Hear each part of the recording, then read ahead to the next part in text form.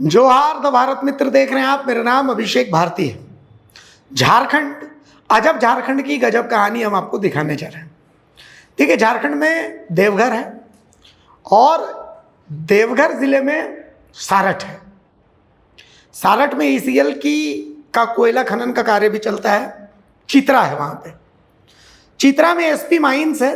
अब जहाँ भी आप देखते होंगे कि जैसे कोयले का खनन होता है, धनबाद में बीसीसीएल है तो बीसीसीएल की अपनी डिस्पेंसरी होती है। जहाँ भी माइंस होती है डिस्पेंसरी होती है कि भाई वहाँ पर जो मजदूर हैं, जहाँ जिनकी ज़मीन पर खनन हो रहा है, तो ऐसे लोगों को भाई उनको लूट रहे हैं तो उनके लिए थोड़ी व्यवस्था तो रखनी पड़ेगी। तो डिस्पेंसरी में फ्री इलाज किया जाता है। ठीक है, तो भाई एसपी माइंस की जो डिस्पेंसरी है वहाँ भी मुफ्त इलाज मिलता है। तो इलाज के लिए ज़रूरी है कि डॉक्टर को ये पता रहे कि भाई मरीज को बीमारी क्या है। अब मरीज को बीमारी है वो कैसे पता चलेगी? उसको कहते हैं कि भाई या तो उसका टेस्ट करवाइए या फिर डॉक्टर अपने अंदाजे से काम करते हैं। तो इस एसपी माइंस के डिस्पेंसरी में काम जो है वो अंदाजे से चलता है। अंदाजे से मतलब आंख बंद करके डॉक्टर जो है वो आयुर्वेदिक डॉक्टर की तरह नब्ज टटोलते हैं। नब्ज में अगर पकड़ में आ गया बीमारी की ठीक है ये है तो ठीक है, और नहीं तो अंदाजे पे दवा भी दे देते हैं। नहीं, हम ऐसा नहीं कह रहे हैं। अगर आपको यकीन नहीं है तो आप वहाँ के स्थानीय लोगों की सुन लीजिएगा। और ऐसा नहीं है कि पिछले 1-2 दिनों से यहाँ की मशीनें खराब है, जो जांच मशीन खास करके एक्सरे, पिछले 8 साल से ये खराब है।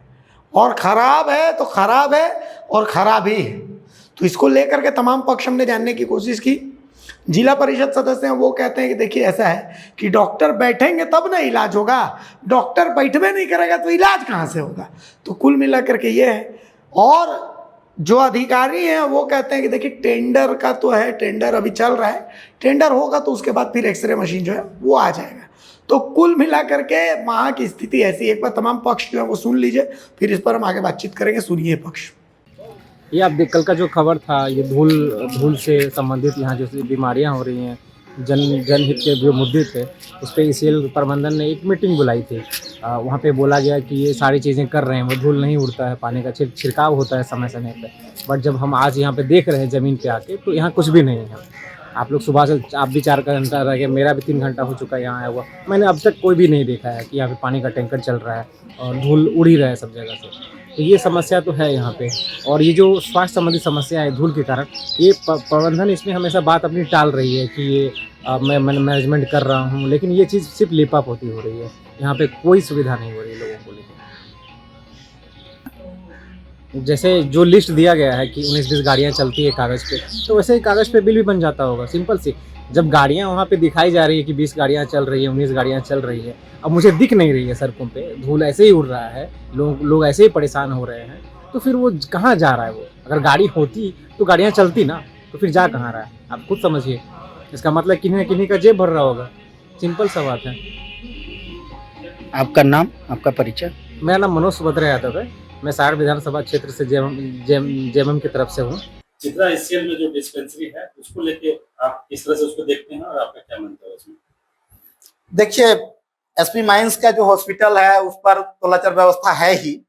जब वहाँ डॉक्टर सही ढंग से बैठेंगे नहीं, उपलब्ध रहेंगे नहीं, तो वहाँ मरीज जाके क्या करेंगे? अपना जान तो देंगे नहीं। और जब आप जान रहे हैं कि आपका प्रदूषण क्षेत्र है, आपका कोलवाड़ी से इतना प्रदूषण हो रहा है, आपको तो 24 घंटा मैंने ईसीएल प्रबंधन को, वहाँ डॉक्टर को मैंने अलर्ट रखना चाहिए। इस पर भी जीएम को पहल करना चाहिए और मैंने डॉक्टर मैंने 24 घंटा रहे।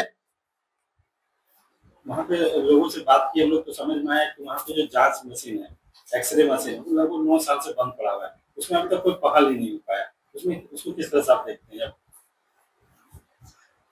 देखिए, इसमें तो हम एक ही को बात कहेंगे, इसमें तो प्रबंधन का लापरवाही है।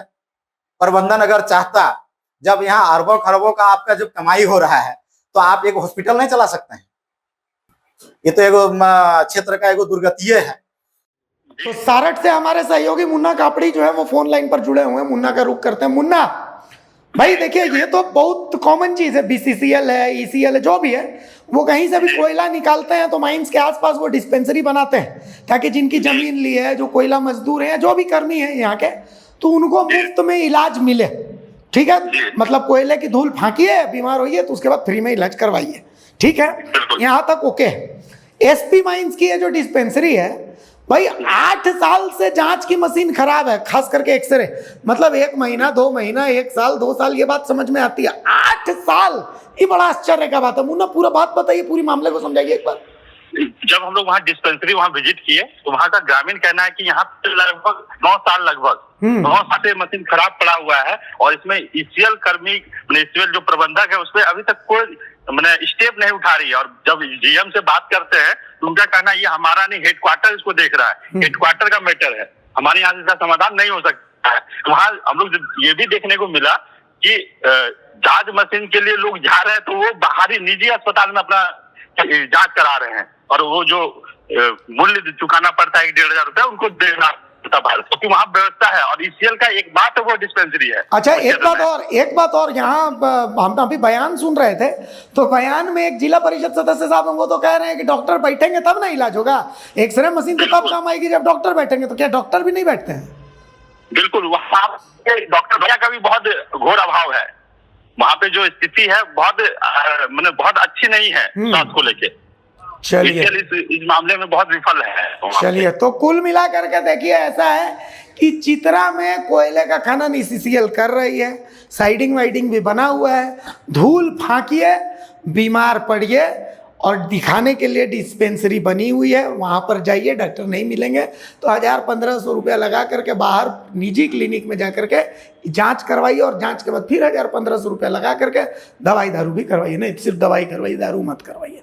ठीक है, नमस्कार, जोहार। अगर खबर पसंद आए तो आप QR स्कैन कर दें हमारा साथ। आपका एक छोटा आर्थिक सहयोग है हमारा बड़ा हौसला। द भारत मित्र, बुलंद भारत की बुलंद तस्वीर।